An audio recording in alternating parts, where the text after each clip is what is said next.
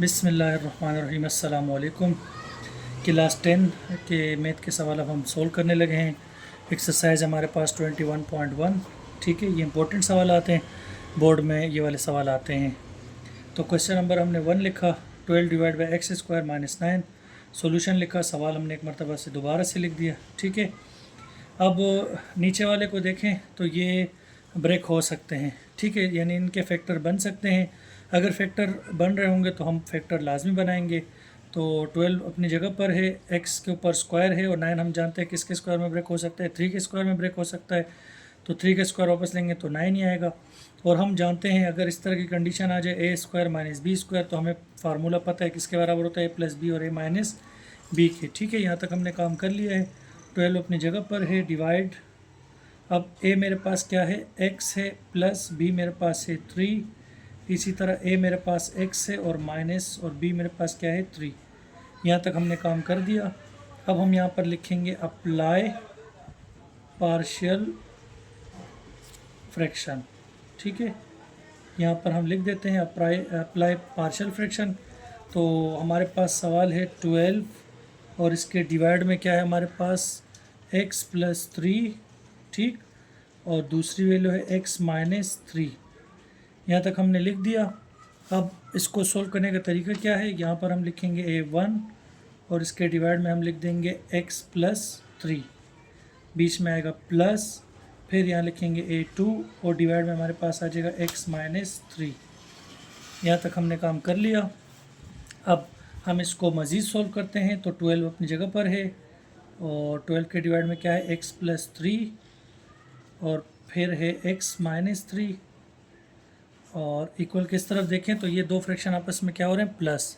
तो जब भी दो फ्रैक्शन आपस में प्लस होते हैं या माइनस होते हैं तो डिनोमिनेटर का एलसीएम लेते हैं, या फिर डिनोमिनेटर्स को आपस में मल्टीप्लाई करवा देते हैं और क्रॉस मल्टीप्लिकेशन करवाते हैं। ठीक है, तो x प्लस 3 जो है वो x माइनस 3 से मल्टीप्लाई करवा देते हैं।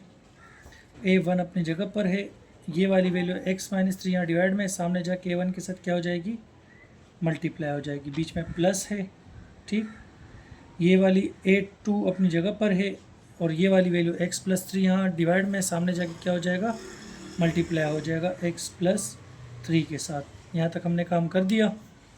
हम जानते हैं इक्वल के दोनों तरफ अगर चीज़ें सेम हो, अगर इक्वल के दोनों तरफ वैल्यू सेम हो तो वो कट जाते हैं। तो देखें x प्लस 3 x माइनस 3 यहाँ भी है, x प्लस 3 x माइनस 3 यहाँ भी है, तो ये दोनों वैल्यू आपस में क्या होगी, कैंसिल हो गई। तो हमारे पास क्या बच गया, 12। ठीक, हमारे पास बच गया 12 इज इक्वल टू a1, और फिर क्या है हमारे पास x माइनस 3, और फिर है प्लस a2 और x प्लस 3। ठीक है, यहाँ तक हमने लिख दिया। अब हमने ये करना है कि हमें a1 और a2 निकालना है। ठीक है, a1 भी हमें चाहिए और a2 भी हमें चाहिए। तो a1 निकालने के लिए a2 को सिफर करना पड़ेगा, यानी a2 को ख़त्म करना पड़ेगा, और a2 को मालूम करने के लिए a1 को हमें ख़त्म करना पड़ेगा। तो किस तरह से ख़त्म करेंगे, देखें हमें क्या करना है, हम पहले a2 को ख़त्म कर देते हैं, पहले a1 ले आते हैं फिर a2 ले आएंगे, सही है, तरतीब से। तो देखें यहाँ प्लस का 3 है, अगर मैं पुट x की जगह पे माइनस का 3 पुट कर दूँ तो माइनस 3 प्लस का 3 क्या हो जाएंगे, कैंसिल हो जाएंगे, यानी 0 हो जाएगा, और 0 a2 से मल्टीप्लाई होगा तो ये हो जाएगा 0। तो इस तरह मेरे पास a1 आ जाएगा। ठीक है, तो देखिए 12 अपनी जगह पर है, इज इक्वल। अब उसके बाद a1 हम मालूम कर रहे हैं, x की वैल्यू क्या है, हमने रखना है x की जगह पे -3, फिर आगे माइनस का 3 अपनी जगह पर है, प्लस a2, x की जगह पे हमने क्या रखना है, -3। ठीक, और प्लस का 3 अपनी जगह पर है, 12 -3 कितना हो जाएगा, माइनस का 6, और ये हो जाएगा a1। इसी तरह से a2। ठीक है, 3 में से 3 जाएगा तो क्या बचेगा, 0। 0 किसी भी चीज़ से मल्टीप्लाई होता है तो आप जानते हैं क्या हो जाता है, 0 हो जाता है। ठीक है, तो यहाँ से मेरे पास बचेगा 12 माइनस का 6 a1, ये 0 हो गया तो 0 लिखने में नहीं आता। ठीक है, हमने ख़त्म कर दिया। अब मुझे a1 मालूम करना है, 12 अपनी जगह पर है, 6 यहाँ माइनस में, इक्वल किस तरफ मल्टीप्लाई में है, माइनस का 6, तो इक्वल के दूसरी तरफ जाके क्या हो जाएगा, 12 के साथ डिवाइड हो जाएगा। ठीक है, तो a1 मेरे पास क्या आएगा, 6 1 ज़ा 6, 6 2 ज़ा 12, तो यानी 2 बच गया, और माइनस प्लस क्या हो जाता है हमारे पास, माइनस हो जाता है। तो A1 की वैल्यू हमारे पास आ गई, ठीक है। A1 की वैल्यू हमने निकाल दी तो हमारे पास आ गई वैल्यू 2। अब हमने A1 मालूम किया, अब हम मालूम करेंगे A2। तो A2 कैसे मालूम करेंगे? A1 को हमें ख़त्म करना पड़ेगा, ठीक है। तो A1 में देखें यहाँ -3, अगर मैं इसमें प्लस का 3 ऐड कर दूँ तो ये A1 क्या हो जाएगा, यानी प्लस का 3 माइनस का 3 ख़त्म हो जाएंगे और इस तरह मेरे पास 2 आ जाएगा, ठीक है। तो हम यहाँ पर लिख देते हैं पुट x = 3, ठीक है। अब हम 3 पुट कर रहे हैं, 12 अपनी जगह पर है, इक्वल A1। अब मेरे पास क्या है, x मेरे पास हमने क्या लेना है, x की जगह पे 3 लेना है, फिर माइनस, ठीक है। फिर हमारे पास आगे क्या वैल्यू है, 3 है, ठीक है। हम यहाँ से ले रहे हैं x की जगह पे हम क्या पुट कर रहे हैं, 3, फिर -3 अपनी जगह पर है, प्लस, और A2 अपनी जगह पर है। x की जगह पे हम क्या पुट कर रहे हैं, 3, और प्लस का 3 अपनी जगह पर है, ये वाला, ठीक है। हमने यहाँ तक काम कर लिया। 12 अपनी जगह पर है, 3 में से 3 जाएगा तो क्या बचेगा, 0, ठीक। प्लस, और ये 3 और 3 ऐड हो जाएंगे तो कितना हो जाएगा, 6A2। 0 से कोई भी चीज़ मल्टीप्लाई होती है तो 0 हो जाता है, ठीक है। तो यहाँ बचेगा 12 और यहाँ बचेगा सिर्फ 6A2। हमें A2 मालूम करना है। 12 अपनी जगह पर है, 6 यहाँ मल्टीप्लाई में, एक और कुछ तरफ जाके क्या हो जाएगा, डिवाइड में, ठीक है। तो 6 1 ज़ा 6, 6 2 ज़ा कितना हो जाता है, 12। तो A2 हमारे पास क्या आ जाएगा, 6 1 ज़ा 6, 6 2 ज़ा 12। तो A2 हमारे पास आ गया 2, ठीक है। अब हम आंसर किस तरह से लिखते हैं, देखिए यहाँ से मेरे पास A1 है, तो A1 मेरे पास क्या आया था, माइनस का 2, ठीक है। A1 की जगह पे लगा देना है माइनस का 2, ठीक है। और नीचे क्या है, x+3 है मेरे पास, डिवाइड में क्या है, x+3, बीच में कौन सा साइन था, प्लस का साइन था। A2 मेरे पास क्या है, 2, और डिवाइड में मेरे पास क्या है, x-3, x-3। तो ये हमने इस सवाल को सोल्व कर लिया, क्वेश्चन नंबर 1 को, ठीक है। उम्मीद करता हूँ कि ये सवाल आपको अच्छी तरह से समझ में आ गया होगा, ठीक है। तो अब हम इसका क्वेश्चन नंबर 2 अपने पास लिखते हैं। क्वेश्चन नंबर 2 क्या है हमारे पास, यहाँ पे लिख लेते हैं 4x-4, डिवाइड में हमारे पास है x² -2x, और फिर क्या है, -3। सॉल्यूशन, हमने सवाल को दोबारा से लिखना है, ठीक है। हमने लिखा, सॉल्यूशन लिख दिया, सवाल को दोबारा से लिखेंगे तो क्या है, 4x-4, और डिवाइड में हमारे पास है x² -2x और माइनस का 3, ठीक है। इसको हमने फैक्टर में ब्रेक करना है, ठीक है। हमारे पास अगर ये फैक्टर में ब्रेक हो जाए तो हमारे लिए क्या है, ज़रूरी है, और हमारे लिए हमारा काम भी क्या हो जाता है, इस तरह से आसान हो जाता है। एक और चीज़ का ख्याल रखना है कि जब भी हम पार्शियल फ्रैक्शन जो है वो सॉल्व करेंगे किसी भी सवाल का, तो ये लाजमी देखना है कि ऊपर जो हमारे पास वैल्यू हो वो हमेशा क्या होनी चाहिए, ऊपर वाली वैल्यू छोटी होनी चाहिए नीचे वाली वैल्यू से। यानी ऊपर देखें हमारे पास x क्या है, 1 है, और नीचे क्या है, x² है। इसका मतलब ऊपर वाली वैल्यू नीचे वाली वैल्यू से क्या है, छोटी है। तो इस तरह की कंडीशन में आगे हम काम कर सकते हैं, ठीक है। तो हम क्या लिख देते हैं, 4 और x-4 वैसे ही रहेगा, ठीक है। अब इसको अगर हम देखें तो ये फैक्टर में ब्रेक हो सकते हैं, फैक्टर में रिजोल्व हो सकते हैं, ठीक है। तो इसके हम फैक्टर बना लेते हैं, x² वैसे ही रहेगा, ठीक है। 2x से अगर मैं इस तरह लिख दूँ, -3x प्लस का 1x -3, ठीक है। दोबारा से -3x में से प्लस का 1x जाएगा तो क्या बचेगा, माइनस का 2x बचेगा, ठीक है। अगर हमारे पास फैक्टर की कंडीशन नहीं होगी तो वो हमें ले कर आनी है, हमें फैक्टर बनाने हैं, ठीक है। तो अब हम क्या कर सकते हैं, 4x-4 अपनी जगह पर है, डिवाइड में यहाँ से देखिए हम क्या चीज़ को हम ले सकते हैं, x, तो यहाँ बचेगा x-3, और यहाँ से क्या चीज़ को हम ले सकते हैं, प्लस का 1, तो बचेगा x-3, ठीक है। यहाँ तक हमने काम कर लिया।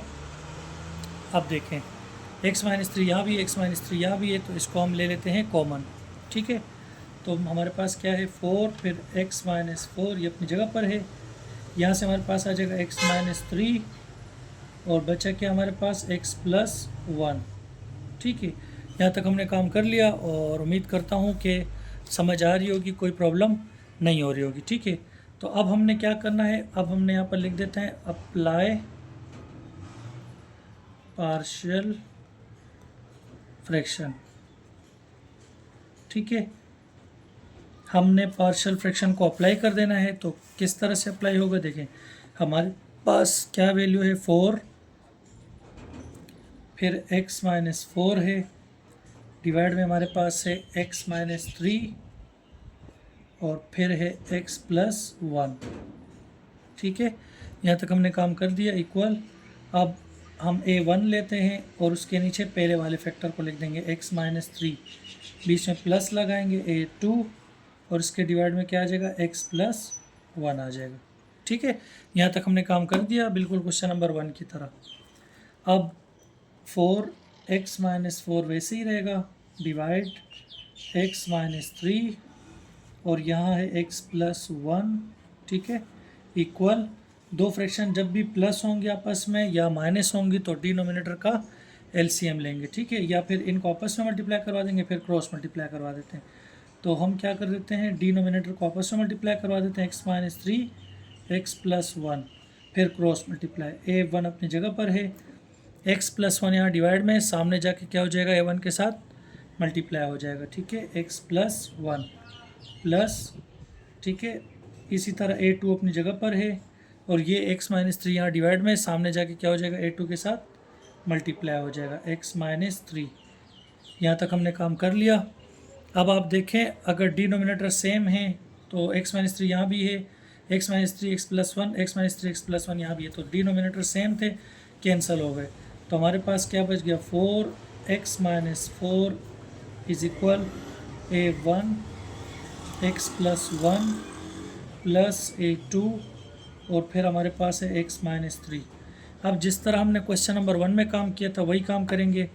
अगर हमें a1 मालूम करने तो a2 को सिफर करना पड़ेगा, a2 मालूम करने तो a1 को सिफर करना पड़ेगा। ठीक है, तो तरतीब से पहले a1 मालूम कर लेते हैं। a2 में देखें यहाँ माइनस 3 है, अगर x की जगह पे हम प्लस का 3 ऐड कर दें तो प्लस का 3 माइनस का 3 कैंसिल हो जाएंगे। इस तरह मेरे पास एक a1 की वैल्यू आ सकती है। ठीक है, तो मैं यहाँ पे लिख देता हूँ put x is equal to 3। तो 4 अपनी जगह पर है, x की जगह पे क्या आएगा 3 माइनस 4। ठीक है, a1 अपनी जगह पर है, x की जगह पे हम क्या पुट कर रहे हैं 3 प्लस 1 प्लस a2 अपनी जगह पर है, x की जगह पे हम पुट कर रहे हैं 3 माइनस 3 ब्रैकेट क्लोज। ठीक, 4 अपनी जगह पर है, माइनस 4 में से प्लस का 3 जाएगा तो क्या बचेगा माइनस का 1 और ये 3 और 1 कितना हो जाएगा 4, ये हो जाएगा 4a1 प्लस a2 और 3 में से 3 जाएगा तो क्या बचेगा 0, और 0 किसी भी चीज़ से मल्टीप्लाई होता है तो 0 हो जाता है। 4 1 ज़ा 4 हो जाएगा, प्लस माइनस माइनस। ठीक है, और यहाँ भी हमारे पास क्या बचा है 4a1। ठीक है, ये 0 हो गया। हमें a1 मालूम करना है, माइनस 4 अपनी जगह पर है, ये 4a1 के साथ यहाँ मल्टीप्लाई में सामने जाके हो जाएगा डिवाइड। तो a1 की वैल्यू मेरे पास क्या आ जाएगी 4 1 ज़ा 4, 4 1 ज़ा 4। ठीक है, तो यहाँ बच जाएगा जस्ट माइनस का 1। तो मेरे पास a1 क्या आ गया माइनस का 1 आ गया। ठीक है, इसी तरह अब हमने क्या मालूम करना है, अब हमने a1 मालूम कर लिया, अब हमने a2 मालूम करना है। ठीक है, a2 मालूम करने के लिए हमें a1 को क्या करना पड़ेगा 0 करना पड़ेगा। तो हम यहाँ लिख देते हैं put x is equal to, ठीक है, हम क्या लिख रहे हैं put x is equal to, plus का 1 है तो हम यहाँ ले लेते हैं माइनस का 1। ठीक है, तो किस तरह से लिखेंगे 4, फिर x की जगह पे हम क्या लगा रहे हैं -1, फिर है माइनस का 4 इक्वल, अब हमारे पास क्या है a1। ठीक है, और x की जगह x हमारे पास क्या है -1 हमने पुट करना है, फिर है प्लस का 1 और इस तरफ है a2। ठीक है, और साथ में हम क्या लगा रहे हैं -1, आगे है -3, यहाँ तक हमने लिख दिया। ठीक है, -1 -4 कितना हो जाएगा माइनस का 5। ठीक है, -5 हो जाएगा और 4 बाहर मौजूद था। अब -1 प्लस 1 क्या हो गया आपस में, -1 में से प्लस का 1 जाएगा तो 0, 0 1 से मल्टीप्लाई होगा a1 से तो ये 0 हो जाएगा। -1 -3 कितना होगा -4, यानी यहाँ बच जाएगा, यहाँ पर हमारे पास क्या बचेगा -1 -3 माइनस का 4a2 बच जाएगा। ठीक है, तो हम लिख देते हैं माइनस का 4a2। 4 5 से कितना होता है 20, प्लस माइनस माइनस यहाँ है माइनस का 4a2, तो मैंने a2 मालूम करना है। -20 अपनी जगह पर है, -4 यहाँ मल्टीप्लाई में, सामने जाके हो जाएगा डिवाइड, माइनस से माइनस कैंसिल, 4 1 ज़ा 4, 4 5 ज़ा 20, तो a2 की वैल्यू मेरे पास आ गई 5। ठीक है, आंसर किस तरह से लिखेंगे? हमारे पास a1 क्या आया था? -1।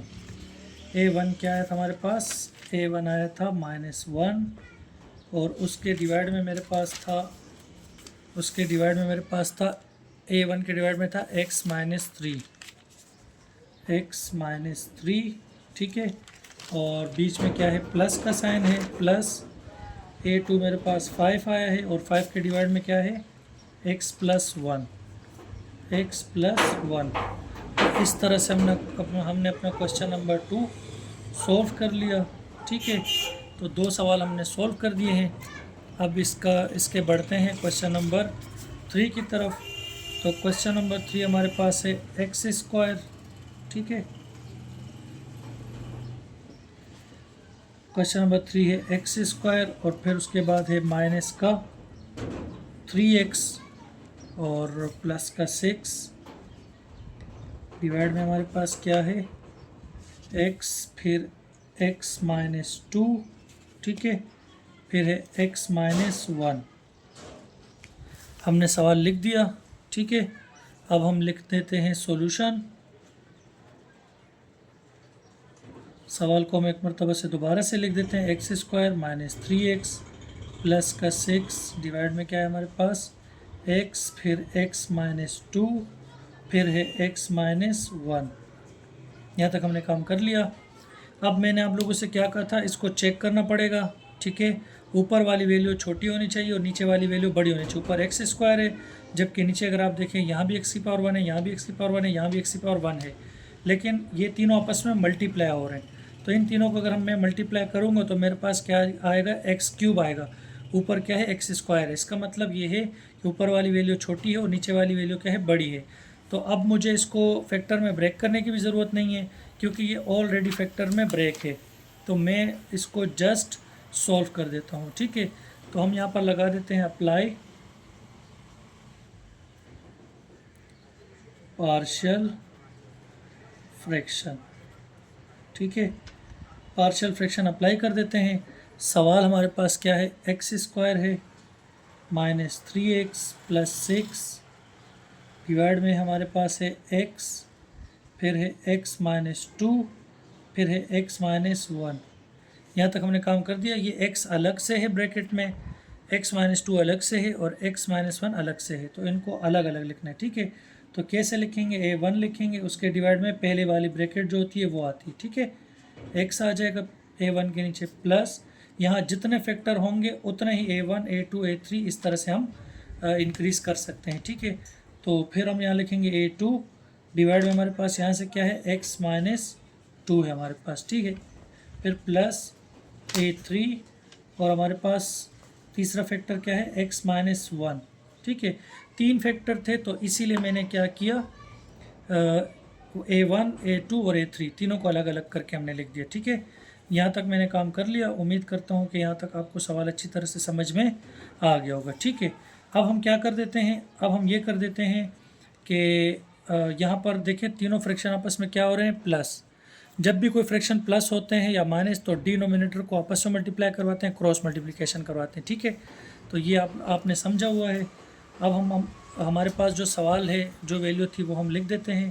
तो हमारे पास वैल्यू क्या थी? x² माइनस 3x, और फिर क्या है? प्लस का 6, डिवाइड में हमारे पास है x माइनस 2, और फिर है x माइनस 1, इक्वल तीनों को आपस में मल्टीप्लाई करवा देते हैं, x को, x माइनस 2 को और x माइनस 1 को। तो हमारे पास क्या आएगा? x और फिर x माइनस 2 और फिर x माइनस 1। ठीक है, हम क्या कर रहे हैं? डिनोमिनेटर्स को आपस में मल्टीप्लाई करवा रहे हैं और क्रॉस मल्टीप्लिकेशन वाले मेथड से इसको सॉल्व कर रहे हैं। ठीक है, तो आसान है, मुश्किल नहीं है। ठीक है, परेशान होने की ज़रूरत नहीं है। देखते हैं किस तरह से होगा। ठीक है, देखें हमारे पास a1 अपनी जगह पर रहेगा। ठीक है, A1 अपनी जगह पर रहेगा। अब यहाँ देखें हमारे पास क्या है, x है, x मौजूद है, इसकी A1 की अपनी वैल्यू क्या है, x है। तो हम इस वैल्यू को x को ऐसे कौन से नंबर से मल्टीप्लाई कर दें कि हमारे पास x भी आ जाए, x-2 और x-1 आ जाए। देखिए x तो हमारे पास है, हमें x लेने की ज़रूरत नहीं है। हम x को यहाँ किस चीज़ से मल्टीप्लाई करवाना पड़ेगा, x-2 से और x-1 से। तो अगर मैं इस x को इन दोनों से मल्टीप्लाई करवा दूंगा तो डिनोमिनेटर में जो है वो हमारे पास आ रहा है, ठीक है, बीच में है प्लस का साइन। अब हमारे पास यहाँ देखें तो क्या है, A2 है, A2 अपनी जगह पर रहेगा, इसकी अपनी जो वैल्यू है वो है x-2। तो यानी यहाँ पर मुझे वो वाली वैल्यू लेनी है जो इसके साथ मौजूद नहीं है, ठीक है। तो ये बिल्कुल आसान तरीके इसको सॉल्व करने का। x-2 हमारे पास है, ठीक है, तो x-2 तो हमारे पास है, हमें क्या चाहिए होगा, हमें चाहिए x और एक हमें चाहिए x-1 चाहिए, ठीक है। यहाँ तक हमने काम कर दिया। फिर हमारे पास क्या है, प्लस A3 अपनी जगह पर है, A3 के साथ हमारे पास क्या है, x-1 है, A3 के साथ है x-1। तो मुझे x-1 यानी यहाँ तो ऐसी वैल्यू लेनी है कि जो x-1 इसका अपना नंबर है, तो दो और यहाँ कौन से नंबर आएंगे, x और x-2। तो हम यहाँ लिख देते हैं x और x-2 हमने यहाँ लिख दिया, ठीक है। अब देखें डिनोमिनेटर सेम है तो आपस में क्या हो जाएंगे, कैंसिल हो जाएंगे। तो जो वैल्यू बचेगी उसको लिख देते हैं। हमारे पास बचेगी value x² - 3x + 6 is equal, ठीक है। यहाँ से क्या बचेगा, A1 x-2 x-1 plus A2 फिर x, फिर हमारे पास क्या है x-1 प्लस A3, यहाँ पर है x और फिर क्या है x-2 है हमारे पास। यहाँ तक हमने काम कर दिया। अब वही वाला काम करेंगे कि अगर हमें पहले A1 मालूम कर देते हैं, फिर A2 और फिर A3 मालूम कर लेते हैं, ठीक है। तो जब आप A1 मालूम करेंगे तो इस चीज़ का ध्यान रखना, A2 और A3 में कॉमन चीज़ क्या है, कॉमन यहाँ भी x है, यहाँ भी x है, ठीक है। अगर मैं x को 0 पुट कर दूँ, पुट x = 0, ठीक है। देखें मेरे पास यहाँ भी दोनों में कॉमन क्या है, मैं A1 मालूम कर रहा हूँ, तो इन दोनों में कॉमन यहाँ भी x है, यहाँ भी x है। अगर मैं x 0 कर दूँ तो ये दोनों क्या हो जाएंगे, 0 से मल्टीप्लाई होकर 0 हो जाएंगे। तो मेरे पास A1 की वैल्यू आ सकती है इस तरह से, ठीक है। तो x की जगह पे हम क्या पुट कर रहे हैं, 0 स्क्वायर - 3, x की जगह पे आएगा 0 + 6 इज इक्वल A1, x की जगह पे आएगा 0 - 2, फिर x की जगह पे आएगा 0 माइनस हमारे पास क्या है 1 प्लस A2, x की जगह पे हम पुट कर रहे हैं 0, इसी तरह 0 x की जगह पे -1 प्लस A3, x की जगह पे हम पुट कर रहे हैं 0 और यहाँ आ जाएगा 0 - 2, ठीक है। यहाँ तक हमने काम कर लिया। अब 0 की कोई वैल्यू नहीं तो 3 0 से मल्टीप्लाई होगा तो 0 हो जाएगा, तो यहाँ बचेगा सिर्फ 6, ठीक है। यहाँ मेरे पास A1 0 की कोई वैल्यू नहीं होती तो बचेगा -2, यहाँ बचेगा -1, ठीक है। और यहाँ देखें A2 0 से मल्टीप्लाई होगा 0 और 0 में से 0 की कोई वैल्यू नहीं है, -1 जब 0 से मल्टीप्लाई होगा 0, A2 से मल्टीप्लाई होगा तो हो जाएगा 0 प्लस ये 0 A3 से मल्टीप्लाई होगा 0, फिर इस -2 से मल्टीप्लाई होगा तो हो जाएगा 0, ठीक है। तो ये सिंपल हमने इसको डायरेक्ट क्या कर दिया, मल्टीप्लाई करवा दिया, ठीक है।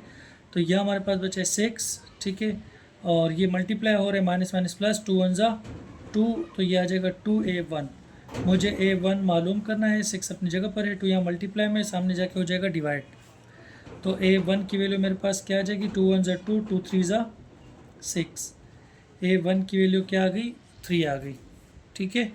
अब हम मालूम करते हैं A2 मालूम कर रहे हैं तो A1 को और A3 को ख़त्म करना पड़ेगा। तो देखें x-2 यहाँ भी है, x-2 यहाँ भी है, दोनों में कॉमन चीज़ें देखनी है, ठीक है, ताकि दोनों ख़त्म हो सकें। तो अगर मैं यहाँ प्लस का 2 ऐड कर दूंगा तो प्लस का 2 माइनस का 2 क्या हो जाएंगे, 0, और 0 इससे मल्टीप्लाई होगा 0, इससे मल्टीप्लाई होगा 0, इसी तरह 2 में से 2 जाएगा 0, 0 x से मल्टीप्लाई होगा 0 और फिर ये भी क्या हो जाएगा, 0 हो जाएगा, ठीक है। तो मैं क्या कर सकता हूँ, पुट x = 2 कर देता हूँ, ठीक है। पुट x = 2, हमने x की जगह पे 2 पुट कर दिया, ठीक है। तो एक्स की जगह पे 2 आ गया, स्क्वायर सवाल से है -3, एक्स की जगह पे आ गया 2 + 6 is equal to A1। X की जगह पे हम पुट कर रहे हैं 2 और माइनस का 2 जो है वो हमारे पास सवाल से आया है, ठीक है, यहाँ से आया। उसके बाद फिर एक्स की जगह पे हम पुट कर रहे हैं 2 -1 यहाँ से आया, प्लस A2। एक्स की जगह पे हम पुट कर रहे हैं 2, एक्स की जगह पे पुट किया 2 -1, इसी तरह प्लस A3। एक्स की जगह पे आ गया 2, फिर ब्रैकेट एक्स की जगह पे हमने लगाया 2 -2, ठीक है। यहाँ तक हमने काम कर दिया। उम्मीद करता हूँ कि यहाँ तक कोई प्रॉब्लम नहीं होगी, ठीक है। 2 का स्क्वायर लेंगे तो 4 आएगा, 3 2 ज़ा 6 और ये प्लस का 6 अपनी जगह पर है। 2 में से 2 जाएगा तो 0 हो जाएगा, ठीक है। 0 A1 से मल्टीप्लाई होगा 0, 0 इससे भी मल्टीप्लाई होगा तो ये क्या हो जाएगा 0। इसी तरह 2 में से 1 माइनस होगा तो 1 बचेगा, 1 2 ज़ा 2, 2 जब A2 से मल्टीप्लाई होगा तो ये हो जाएगा 2A2, ठीक है। इसी तरह यहाँ भी देखें 2 में से 2 माइनस होगा 0, 0 2 से मल्टीप्लाई होगा 0, 0 A3 से मल्टीप्लाई होगा तो ये क्या हो जाएगा 0 हो जाएगा, ठीक है। अब यहाँ देखिए माइनस का 6 और प्लस का 6 आपस में क्या हो गए, कट जाएंगे, ठीक है। यहाँ से बचेगा 4, यहाँ से बचेगा 2A2, ठीक है। ए अब हमें जो है ना A2 मालूम करना था, 4 अपनी जगह पर था, 2 जो है A2 के साथ मल्टीप्लाई में था, सामने जाके क्या हो गया डिवाइड हो गया, ठीक है। 2 1 ज़ा 2, 2 2 ज़ा कितना हो गया हमारे पास 4। तो इस तरह हमारे पास A2 की वैल्यू भी आ गई। अब हमने क्या करना है, अब हमारे पास A1 की वैल्यू भी आ गई, A2 की भी। अब हमने A3 की वैल्यू मालूम करनी है, तो हमें A3 की वैल्यू मालूम करनी है तो A1 और A2 को 0 करना पड़ेगा, ठीक है। तो यहाँ पर देखेंगे कॉमन क्या है मेरे पास, x - 1 यहाँ भी, x - 1 यहाँ भी है। अगर मैं इस x की जगह पे 1 पुट कर दूंगा तो इसके इसी तरह A1 भी 0 हो जाएगा और A2 भी 0 हो जाएगा, तो मैं A3 को मालूम कर सकता हूँ, ठीक है। तो हमने यहाँ पर लिखा पुट x = 1, एक्स की जगह पे आ गया 1, स्क्वायर सवाल से है -3, एक्स की जगह पे आ गया 1 + 6 = A1। एक्स की जगह पे हमने पुट किया है 1, -2 अपनी जगह पर था। एक्स की जगह पे हमने पुट किया 1, -1 अपनी जगह पर था, प्लस A2। एक्स की जगह पे आया 1, एक्स की जगह पे आया 1, -1 अपनी जगह पर था, प्लस A3। एक्स की जगह पे आया 1 और एक्स की जगह पे हमने 1 लगाया, -2 अपनी जगह पर था। यहाँ तक हमने काम कर लिया, ठीक है। यहाँ तक हमने काम कर लिया। अब हम क्या करने लगे हैं कि x की जगह पे 1 पुट करने लगे हैं, ठीक है। तो यहाँ तक हमने काम कर लिया। A2 के साथ हमारे पास क्या था, x था, यानी कि 1 आ गया। फिर आगे है x - 1, x की जगह पे हम क्या पुट कर रहे हैं 1 - 1। फिर उसके बाद क्या है A3 है मेरे पास, प्लस A3। x की जगह पे हम पुट कर रहे हैं 1। फिर मेरे पास है 1 - 2, x की जगह पे पुट करेंगे 1 और माइनस का 2 अपनी जगह पर मौजूद है। यहाँ तक हमने काम कर लिया। 1 का स्क्वायर लेंगे तो 1 ही आएगा, -3 1 ज़ा 3 और प्लस का 6, ठीक है।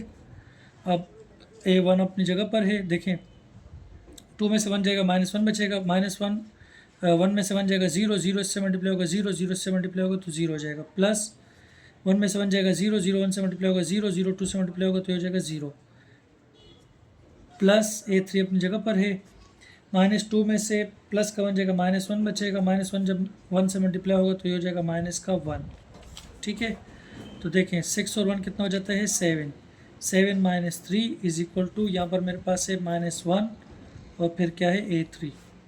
7 में से 3 जाएगा तो क्या बचेगा 4, इक्वल किस तरफ क्या है मेरे पास -1 और A3, ठीक है। माइनस का साइन इक्वल किस तरफ आ जाएगा, ठीक है। मुझे A3 मालूम करना है।